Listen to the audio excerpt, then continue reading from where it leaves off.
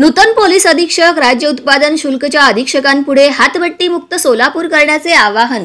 पोलिसांचे ऑपरेशन परिवर्तन आणि राज्य उत्पादन शुल्क विभागाचे हातभट्टी मुक्त गाव असे अभियान सुरू आहे। तरीही जिल्ह्यात जवळपास 120 ठिकाणी हातभट्टी दारू तयार होते, अशी माहिती राज्य उत्पादन तत्कालीन अधीक्षक नितीन धार्मिक यांनी संकलित केली होती। त्यांनी 2.5 वर्षात तब्बल 22 लाख लिटर रसायन, 1.5 लाख लिटर हातभट्टी व 40,000 लिटर ताडी राज्य उत्पादन शुल्क विभागाने जप्त केली। हे प्रमाण कमी करून गावागावातील तरुणांना व्यसनापासून रोखण्याचे आवाहन नूतन पोलीस अधीक्षक अतुल कुलकर्णी व राज्य उत्पादन शुल्कच्या अधीक्षक भाग्यश्री जाधव यांच्या पुढे आहे।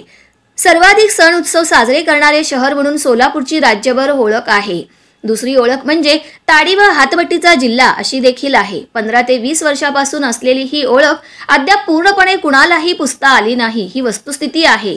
जिल्ह्यातील मुळेगाव, तांडा, तळे, हिप्परगाव, कोंडी, दोड्डी अशा विशिष्ट भागात मोठ्या प्रमाणावर हातभट्टी तयार होते। हातभट्टी कोणत्या भागात आहेत आणि तयार झालेली हातभट्टी कोणकोणत्या गावांमध्ये विक्री होते याची माहिती पोलिसांनी यापूर्वीच संकलित केली आहे। जिल्ह्यातील अनेक गावांनी दारूबंदीचे ठराव केले, स्थानिक पोलिसांना निवेदनही दिली, तरी देखील अशा अनेक गावांमध्ये सध्या हातभट्टीची विक्री होते, ही वस्तुस्थिती आहे। त्यामुळे हातभट्टीच्या ठिकाणांवर कारवाई करताना ज्या गावांमध्ये अवैधरित्या दारू विक्री होते त्या ठिकाणीही सतत भेटी आवश्यक आहेत। 2.5 वर्षात अवैधरित्या तयार होणारी 14 कोटींची दारू नष्ट केली जाते, म्हणजे किती मोठ्या प्रमाणावर हातभट्टी व ताडी तयार होत असेल, किती तरुण या घातक दारूच्या आहारी गेले असतील, या अंदाजाने अनेकांची झोप उडाली आहे।